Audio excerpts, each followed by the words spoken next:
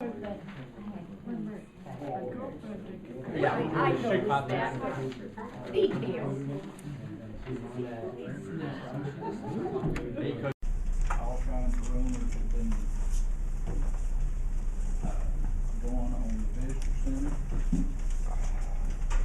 Are there any councilmen that is opposed to keeping the visitor center open? Council first. I know Big Guy, he wants to keep it open. I know that. So, if everybody wants to keep it open, I think we can hash this out. The main thing that I have heard from the council, as long as it's done legally, that's where it's at. So, I've asked Connie to check into the legality and which way we would need to do it. You all have had a copy of this, are you ready? I just read mine.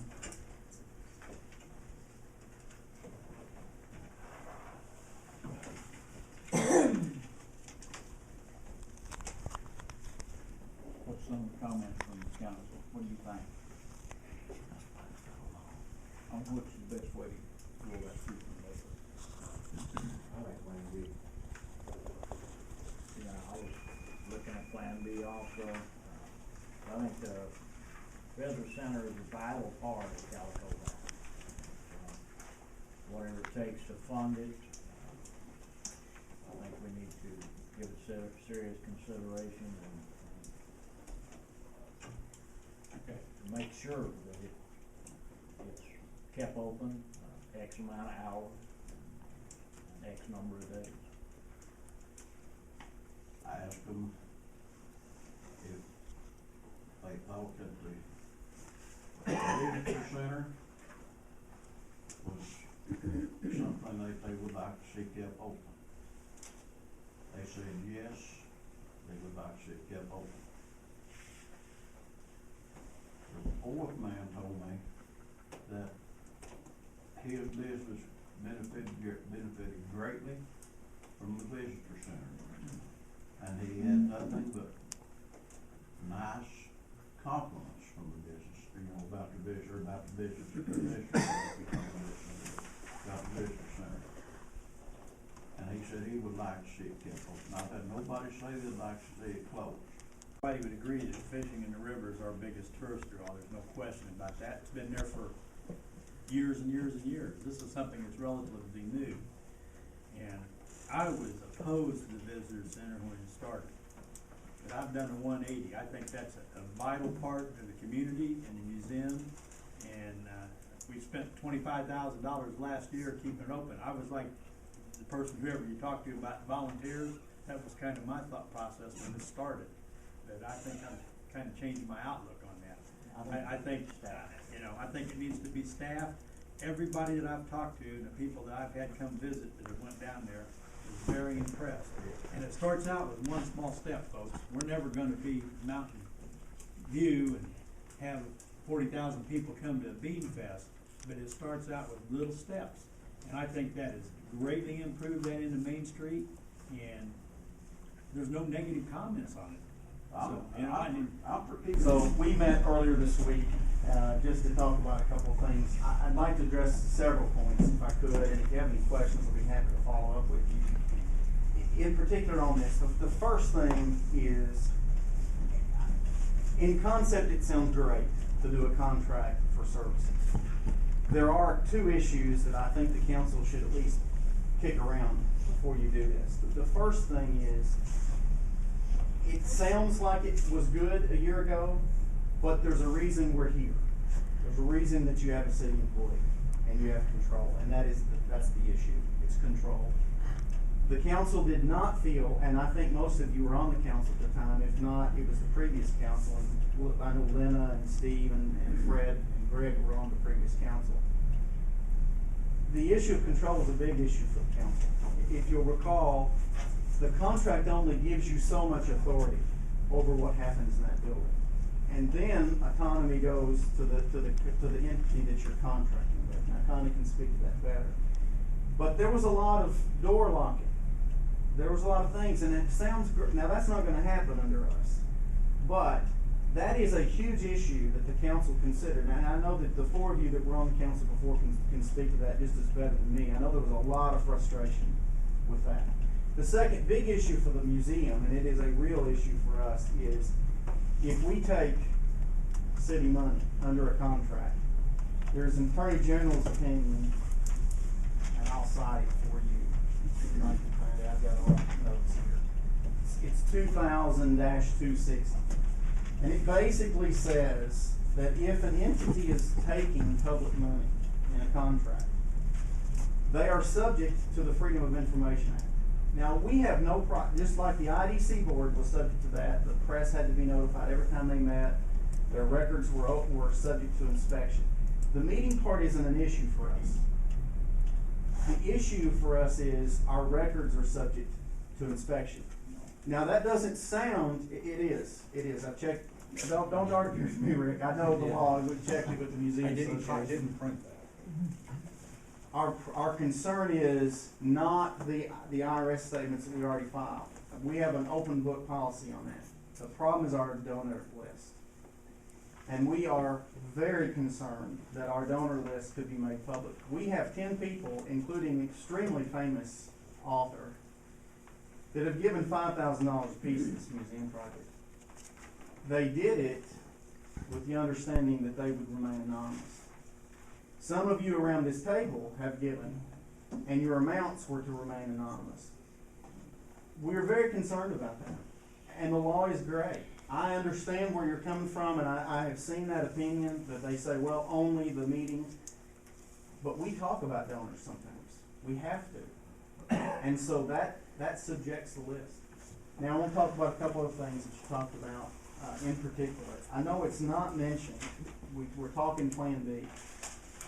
But I spoke today to Martha Miller, who is the Deputy Director of the Arkansas Department of Heritage.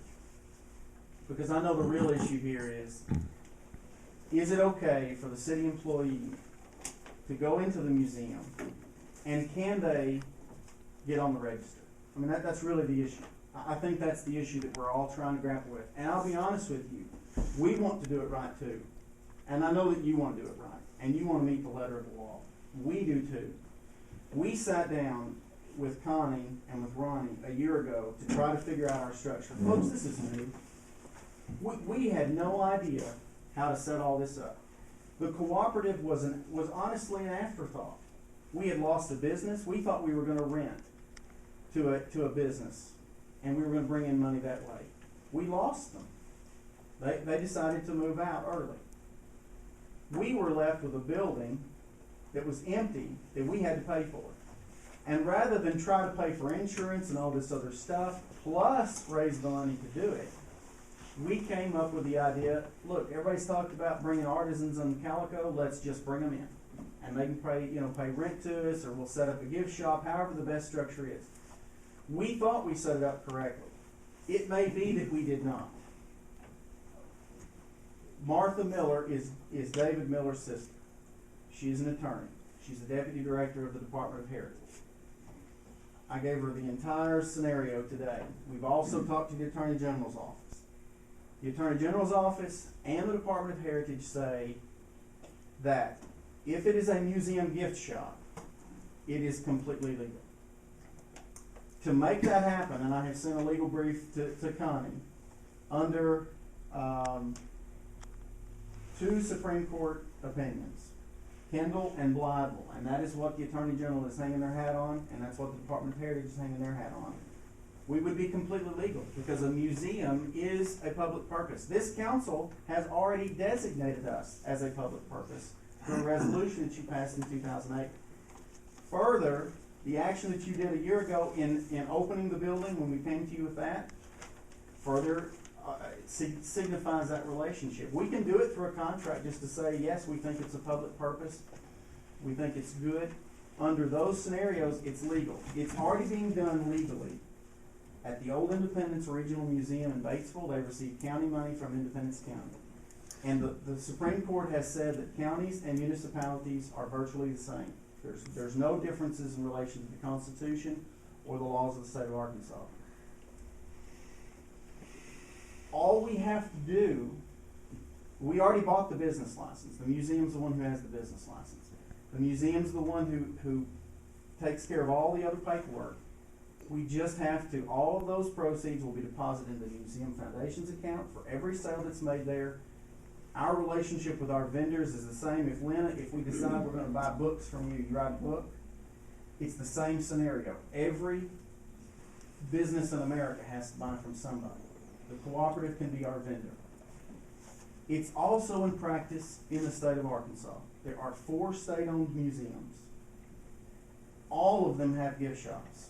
All of them have state paid employees and volunteers, and they both work in the gift shop together. It is completely legal under these case laws and Attorney General's opinion. Anything that we need to do to get in compliance, we will do. We will do. The museum board has retained Lance Wright, who is deputy prosecuting attorney in Stone County, as just to help us through this if necessary. We will work with Connie. Connie has been great to work with us before. We've set up the structure before on the cooperative. We set up the structure before on the museum board, make sure everything was all the I's were dotted, the T's were crossed. We will do it again. But we do have serious reservations about accepting a contract because it will open up our donor list. And as far as tourism goes, I echo your sentiments. I mean, we get people from Canada, Australia, Ash Flat, all over. They're tourists. And when they come in here, they're gonna spend money here. It doesn't matter where they come from, they're spending money here. And I think that's the name of the game for all of us. The Museum Foundation is a fledgling startup organization. We're trying our best. But in a year and a half, we've raised $90,000. We've got our debt down to $44,500. If you had told me that a year ago, Lena, I'd have said you were crazy. There's no way we're going to get to that point. But we've done it. And that's because this community and the alumni of this community believe in it. Now let's find a way to make it work. Am I hearing you right that you don't wanna do the contract, you would prefer the city to retain Yes. basically the way it is now, but Yes. figure out what we can Yes. and can't do? What we can and cannot do. It's an issue of the 2 things I told you, control, and we think the control is best in the hands of the city. We don't feel like, we feel like it puts us into an exposure that we should not be in. If we have an employee issue and we had to terminate an employee, that opens the foundation up to a whole lot of things that we just don't need to be involved in. I'm not saying that down the road it couldn't merge to that, but I do believe that we are completely legal with the way that we have done it and the structure that I have told you, based on both precedents. I mean, you can't get much better than the state of Arkansas I'm because sorry, Stephen, I've just got to interrupt because you're giving bad legal advice to this council.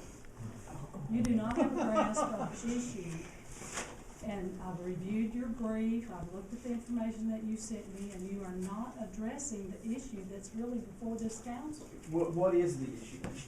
Perhaps none of us we don't understand because we don't know, we've not been told. The issue is that public funds cannot be donated for private purpose. That's the bottom line. They can be to a museum, They cannot be donated. but you're not Cannot donating. Ever, yes. We are donating Then Connie, public all we have to funds do to is create a private contract. purposes by having an employee do work for those other organizations. Connie, I don't know why And you're getting that's a upset violation. with me. Don't 'Cause interrupt. I apologize. Because you're giving bad legal advice to the council. That's what you've done. You stood there and gave legal advice. I'm giving advice that was given to me by a You lawyer. did not, I know who the lawyers are, and I know what was said to them, and they do not have the facts of this particular circumstance that we have here in Calico Rock. Well, first off, I don't know why you're upset with me, Connie, because I'm trying to work with you and do everything I can, and so is the council. So I'm not upset with you in any way, and I certainly respect you very much. I hope you do the same for me. I did, with all due respect, I'm the one who called them, and I gave them every detail. Every detail. You don't have a including- grasp of the issue, so you couldn't have told them what they needed to know. Well, I mean, we could certainly seek a formal Attorney General's opinion, given all of the facts. Because based upon what I'm reading in Kendall, based upon what the Attorney General's opinions that we've seen are, based on what the state of Arkansas is already doing, I mean, precedent is a lot. And the state itself has created precedent. If the money was going to the cooperative members directly, then you would be very much correct. Now, as I said to you, if you'll recall, we will do whatever is necessary to make it legal. If the problem is that we need to enter into a contract to allow the city employee to walk into that building, because all this council has to do is to say a museum is a public purpose in our community. It's a vital interest. We're not going to exchange any money, but the services that you're going to provide, it's the same case if Plan B is legal, then doing what I'm saying would be legal too. Because it says there doesn't have to be an exchange of money. Isn't that It correct? has to be an exchange of consideration, Yes. and the museum has provided consideration to the city. We bought the computer. We paid for the meals that were given to the inmates when they redid all of the work on the windows at the back of the building. And if we need to pay a fee to the city, just like they are for the chamber, let's discuss that for services. I think there's a way to make it legal, Connie, and I'm not disputing you at all. I'm not, and I didn't mean to give the impression that what we're doing is to the letter of the law right now. I think you're right. There are things that we have to adjust, including our contract with the cooperative and all of that. But we are willing to do it. And had we known earlier, we'd have done it earlier. I mean, we will do what is necessary to make this right. But I believe it can be done. And I think it's the simpler way to go, and the council retain control. If you do a contract with us or the chamber, IDC, or whoever, you lose a lot of control over that employee. And it creates a whole lot of other issues. It's a financial burden on you too. Whereas I'm guessing the city, Connie would know better than me, I'm guessing the city pays about 1% for unemployment tax. Is that close, you think? Do you have any I idea? don't know, but the bottom line is that you don't wanna do Plan B. So really, that's all the council needs to know. That's true.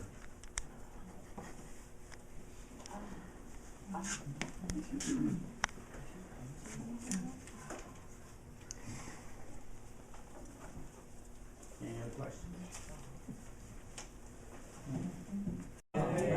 Yay.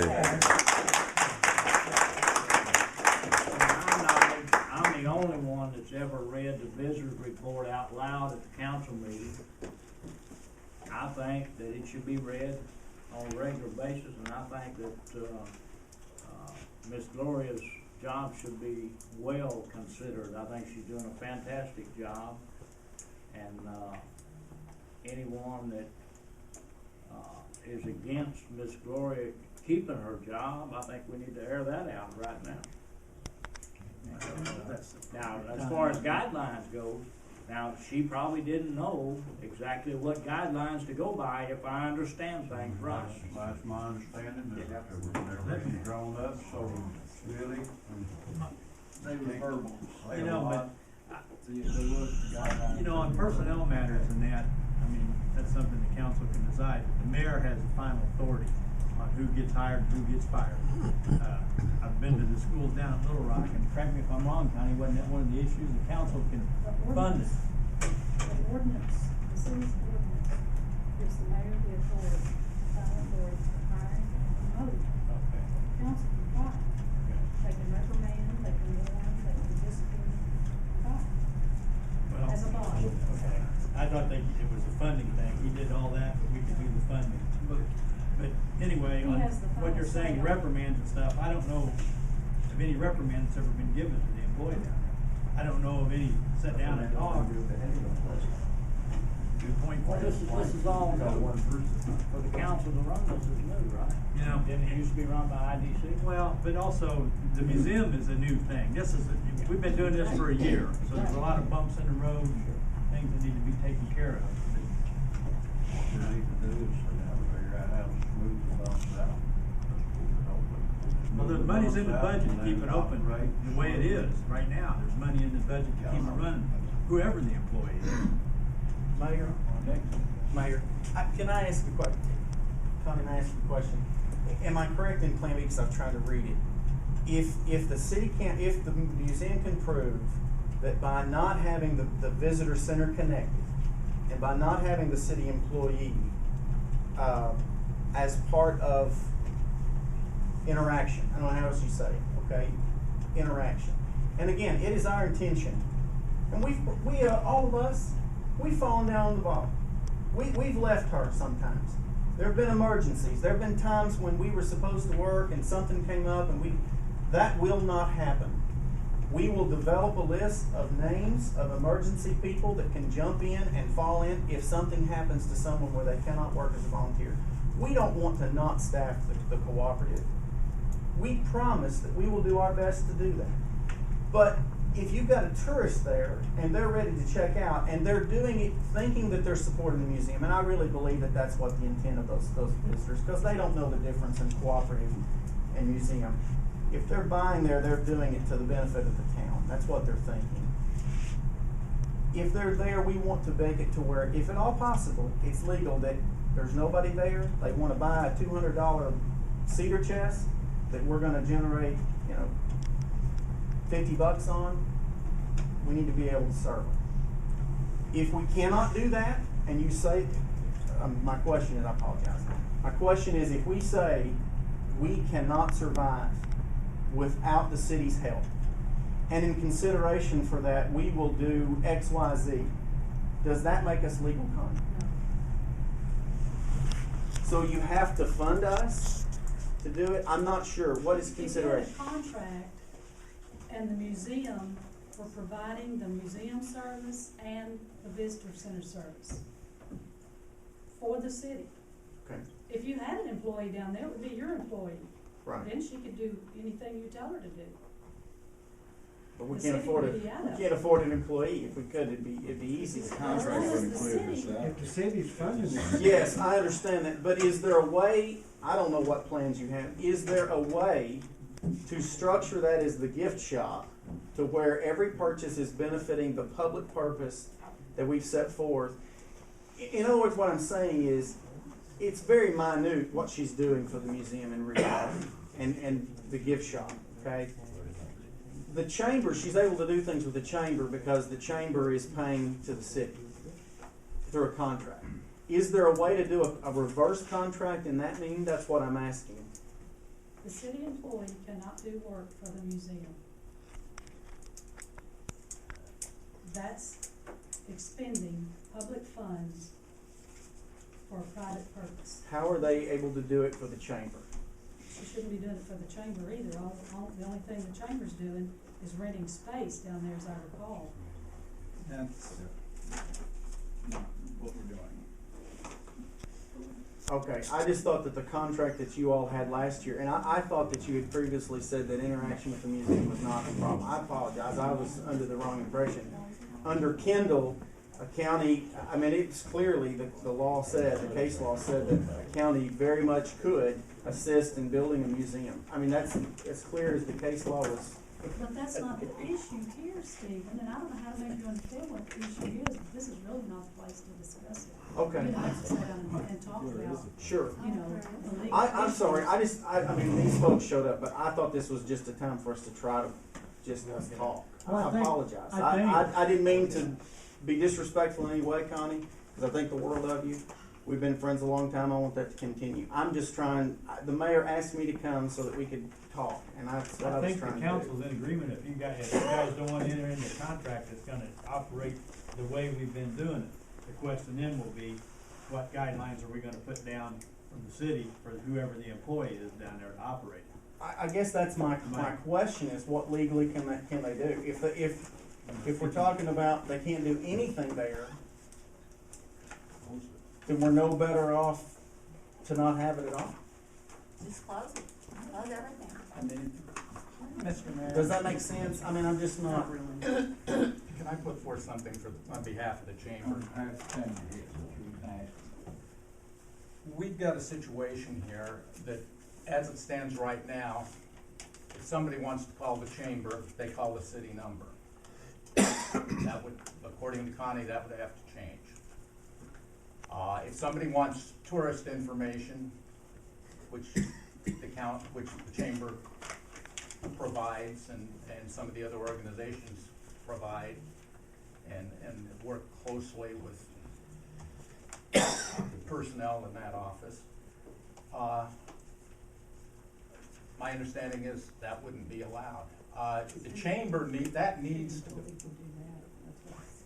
the chamber has to have an office. If it's not going to be there, it's gonna be someplace else. And if it's someplace else, we're gonna have to do it on a completely different basis. But the chamber's role can't be disregarded here. The city employee can give information. If somebody calls in to the visitor center and asks information on any business, what rooms is available, where can I call? Anything else? And I understand that, Ronnie, but that, I mean, that's part and parcel of the chamber's purpose. And, you know, frankly, And that's part of what the visitor center does too. well, yeah, but without the chamber, I'm not sure. You know, if we're talking the chamber not doing, I mean, as far as I'm concerned, I hate to be this way, but I just soon see it closes and run that way. Because the chamber has got to be able to have some kind of existence, and we wouldn't have.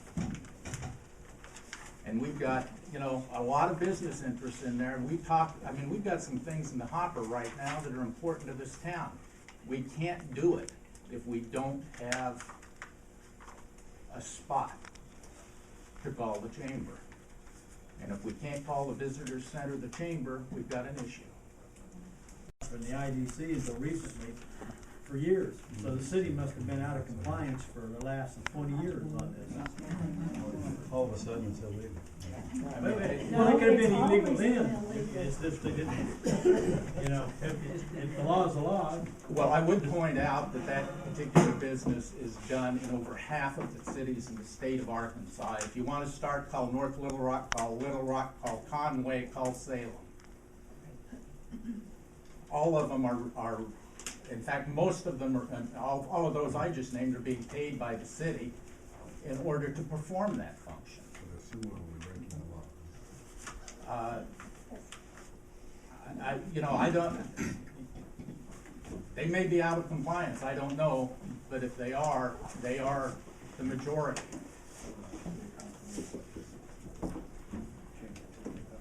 Ms. Connie, our biggest sticking point is our city employee entering the museum and doing stuff in the museum. Not just that, Not just that, doing chamber business or Okay. core doing or, business for all these other organizations and doing or things Don for Cody's them. doing, you know. So basically, the city is funding private organizations, Okay. and that's what's not appropriate, and has to be addressed, and the council can set up a job description for the employee, saying what she can and can't do, plus there's a lot of things in the, personnel policy that should be complied with and are not being complied with at this point. I think I have better understanding now, that she can continue to do these other things, but she has to do them after hours. But she can do anything she wants to in her own time. Right. With approval of the council, because if she's moonlighting, the personnel policy addresses that. So if any of that's a paid position, That's what I'm then saying, if the it's council- volunteer, she can. Yeah, if it's volunteer, she And can. there's but- nothing wrong with her being involved with the chamber and all As a this, volunteer. but some of that stuff need to be done after 5 o'clock or after. But she can't do it in the office out there.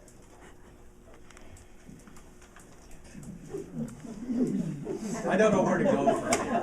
I think this is insanity. I mean, it's Step over absolute into the insanity. museum and do it then. Mark is on Wall Street. I go back again, I'm not disputing it, Connie. Yes, you are. I guess I am. If we're out of compliance with the city employee going over there and doing that, then we need to file suit against Batesville's Old Independence Regional because they're out of compliance.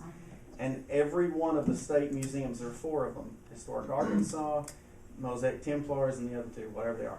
And they all have state employees, they all work at the gift shop. In fact, I called today and talked to someone at Old Independence Regional, and I said, do you work the gift shop? Are you paid with county funds? Yes. Are you working the gift shop? Actually, I'm in the gift shop right now. Do they So- have a contract with the county? Are you a county employee? They're a county employee. Okay, Stephen, I got a question. Yes. Just off the top of my head. If these museums have gift shops are state employees that are paid, Yeah. where does the money from the gift shop go? It goes to the state of Arkansas.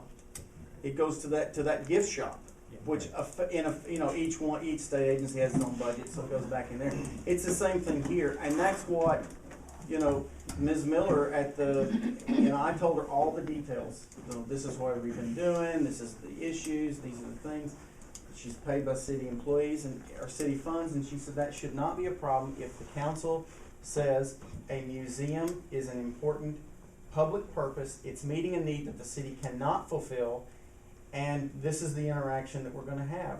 I mean, I'm just going by what the woman said. If it's wrong, it's wrong. And then the same thing was told us by the Attorney General, that it was legal. I understand where you're saying you can't contribute.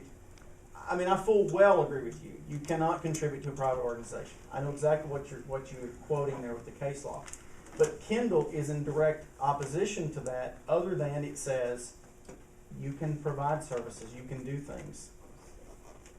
And I don't know where we resolve the issue, other than we can request a formal Attorney General's opinion stating all of the facts of the situation. If it comes back that we're wrong, I don't want to be right here.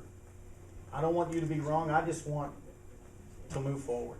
The only alternative I can see right now is to go ahead and discuss what we already have discussed, funding the visitor center for another year. And it's in the budget.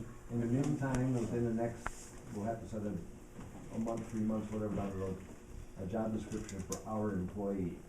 I think that's something that needs to be done. Well, I'm just saying, For the first year. you want it done tomorrow? I mean, just put a realistic timeline on it and get a job description for all of our employees. Only thing is, and I like the visitor center, but if we're in non-compliance and we get audited, it don't matter what them other museums are doing, are they gonna pay our bill for us? No. And as a council, it's been brought to light, we can be helped out. See, cause we let something go on that we knew wasn't right. That's why we're doing the job description. Right now, I'm Job not- description I'm going. We have supervision and supervise that job. I tell you, there's one way to solve the issue, I'm getting tired of beating a dead horse. I mean, it's either keep it open or shut the damn thing down. Sounds good. And when we complete the job description, as long as Gloria abides by the rules, then everything should be fine, correct? Whoever the employee is Yeah. down there. Well, I mean, I like to instruct. Just make sure there's provision for signature, that they got a copy. That way that both sides is covered, They can't. you know. Plead ignorance. It will be on paper, and each employee will sign a paycheck. Okay. On the job description. That'll work. Yeah, but is just one person gonna draw up the job description? No. It's gonna be a committee, it's gonna be the whole council. It'll be presented to the whole council. We will And then you draw can the adjust job it, if description. you wanna put something else in Who it. would draw the job? We will. Personnel committee, We had a consists personnel of committee. Steve Marcy, Do you Linda want and one? Sherry. You're on there, Jim, y'all know it. They'll put a package together and bring it to us, the same as they do the budget. I think it's a good job for you. But we will meet, we will have the job descriptions wrote out. Ronnie, I think I got With these three 5 or 6 of them I got for, like, you know, laborers, our part-time laborers, and I've got several of them done. I do probably only 2 or 3 more, but now, they're not approved, everybody has to do them over. See, but I did that last, as far as starting the year, and then got sidetracked. Sometimes- We're talking about everybody.